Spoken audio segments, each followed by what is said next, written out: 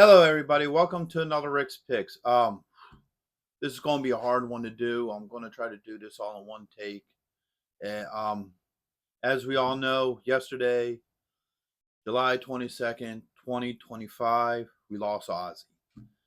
Now, we all knew this day was coming. It was going to come soon or later, and it's finally here, and it's kind of a mess for everybody. You know, yeah, it's you know He was always a big staple in my life and many others. He's the madman. He's Prince of Darkness, the Godfather of metal. He was a lot of different things to a lot of different people. But what he was a great performer, you know, wrote good music and had some of the best talent in the world backing him up half the time. I mean, in all reality, I guess it's kind of, a miracle that he lasted this long because of all the stuff that he's done to himself between drugs, alcohol, and other things that, know most people probably wouldn't have survived, but this man was able to do it. And, he's more than a legend to all of us. He's a key figure. And, it's funny, even though you didn't know the guy, you felt like you knew the guy for the most part. It always felt like that, crazy uncle or grandfather, when you see him on stage or like, TV or whatever. He's just always there doing Ozzy, being around in some way, somehow. And it's kind of hard thinking that he ain't gonna be around doing Ozzy shit anymore. My favorite era of Ozzy is his Black Sabbath years.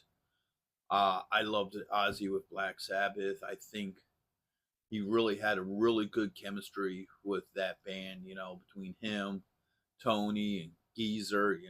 I just really feel like they had a really good vibe and flow to them. I loved the Black Sabbath years. That's my favorite era of Ozzy. I just love it overall. And then, when he went solo, he got Randy Rhoads, a very gifted guitar player, which his death was a tragedy, and I know Ozzy felt that hard because it was a death that shouldn't have happened, and he felt responsible for it, and in a way he kind of was.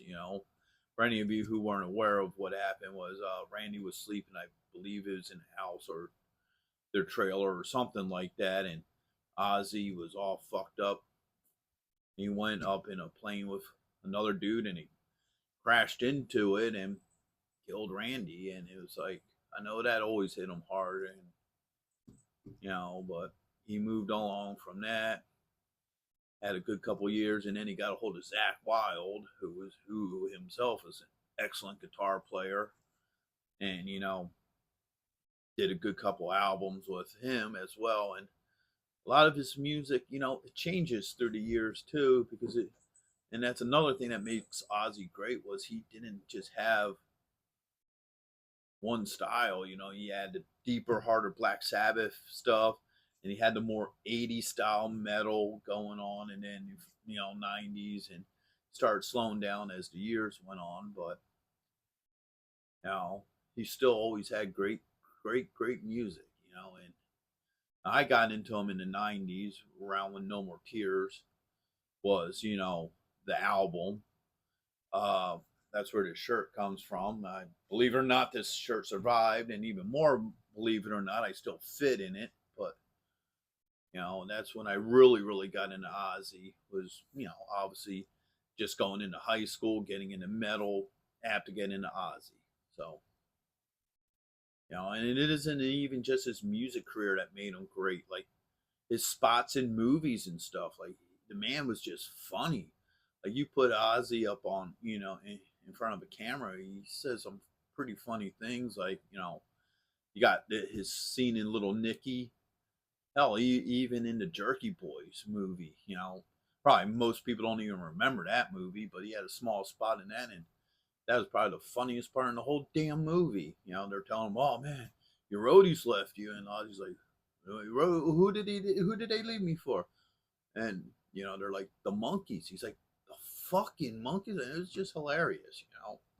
Ozzy was just a funny dude. You know, the same with like the Osbourne show that was pretty good. He was also in the video game Brutal Legends, which is an awesome freaking game for any metalhead. If you love video games and you love heavy metal music, you definitely need to pick that up. And so he was part of that. Um, you know, it's funny too because like he had speech problems for a while. Everybody would make fun of Ozzy.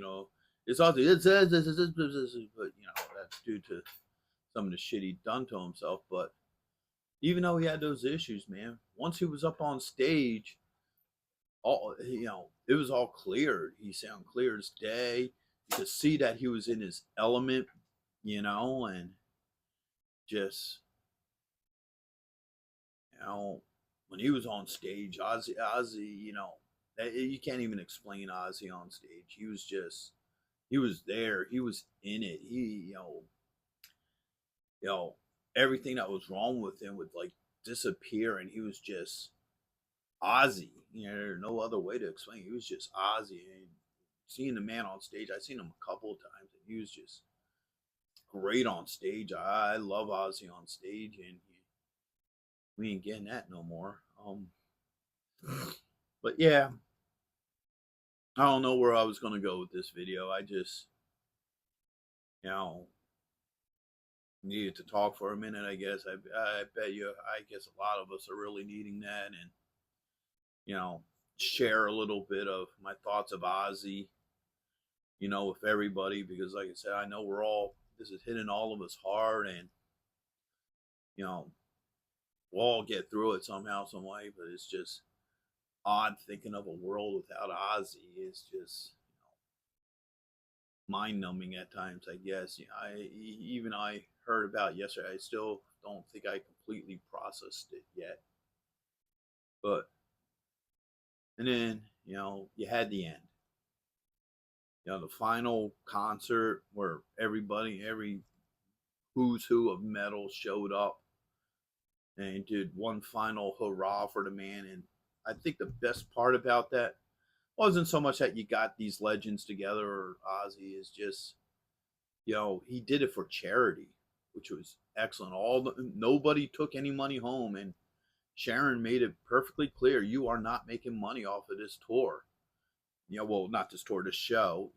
This is completely for charity, and a hurrah for Ozzy. And everybody who showed up, whether you like them or not, you got to give kudos to them for showing up because nobody got paid for that. And that's pretty wicked. Fuck. I hate Axl Rose to holy hell, but he stopped the fucking tour in, I think it was Europe or whatever, to show up for this show, just to be there for Ozzy. So I thought that was pretty cool of him. Like I said, I'm not a big Axl Rose fan. I do like Guns N' Roses music, but I'm not an Axl fan. But I even got to give him kudos for that one. And Ozzy had his last performance.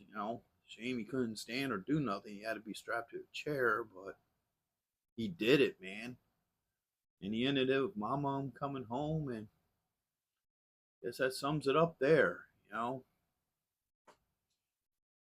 But overall, he's definitely an icon that we're all gonna miss. Not having that Ozzy doing goofy shit, just it's flat. I mean, he did some wild shit like snorting ants at Motley Crue, accidentally biting a head off of a bat, shit like that. He was just Ozzy. Like I said, I don't know where I'm going with this. We'll all get through this. We'll all get through it together. All of us fans of Ozzy and what have you. Those who actually knew him in life. The rest of us who knew him through, concert and show. So, and albums. So, no, that's all I'm going to say because I'm just rambling. But, everybody stay safe out there. It's going to be all right. We'll get through it. So, to the next one. Late.